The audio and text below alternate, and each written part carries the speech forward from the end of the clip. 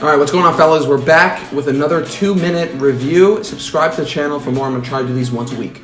So let's get into it. Today's subject is the Timex Marlin. I've got here one from 1967, and it's really become my favorite watch in my collection.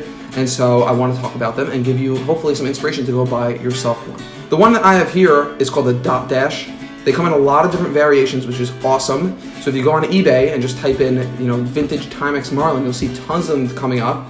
And so the first thing right away that you'll notice is the dial is this beautiful champagne sunburst, and it plays with the light amazingly well and just looks incredible. And when you're in the daylight, for me, when I'm outside, it looks amazing. And so this one I have here from 1967 is called the Dot Dash because it has that kind of dive watch inspired indices on around the dial. And another point is that the design in general of vintage pieces are usually top notch because back in the day, the only real way to market yourself is just by being the best, by looking the best. So the font that they use on the numbers, and I'd recommend checking out the new ones and also the vintage ones from I think 1967 to 1969, they use a really cool font on the numbers, on the numerals, and I think it gives the watch so much character. I like that this one has no date. To me, that looks a lot cleaner.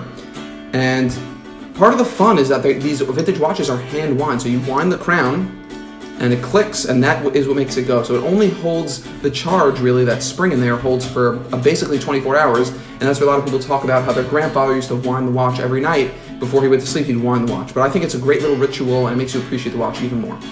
Now, I think the biggest reason why this has become such a go-to for me, especially in dressy situations, is because it's super thin, and it's very small. And I like small watches, especially my wrist is not that big. I have a 6.5-inch wrist.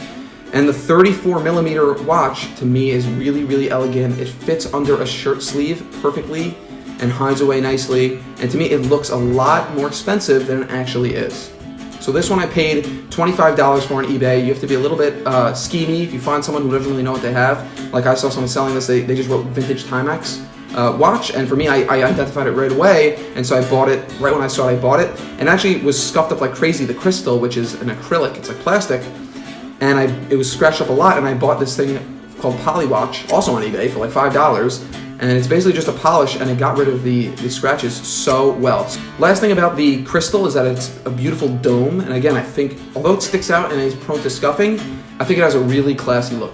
Now, I swapped mine out. These originally came on this like expandable elastic metal bands, but I swapped them out. Most people don't realize you can easily swap out a watch band, and I put on this beautiful Italian leather one, in this wine color from Vario. Really like it, and I always, when I have leather bands, will put a butterfly clasp on. You can find these on Amazon for like 10 bucks, and they're really easy to install, and for me, it just completes the look. Okay guys, so that's gonna do it for today's video. Let me know what you think about the watch if you have Marlin fever like I do, and thanks for tuning in. Stay tuned for the next one, and I'll see you guys later.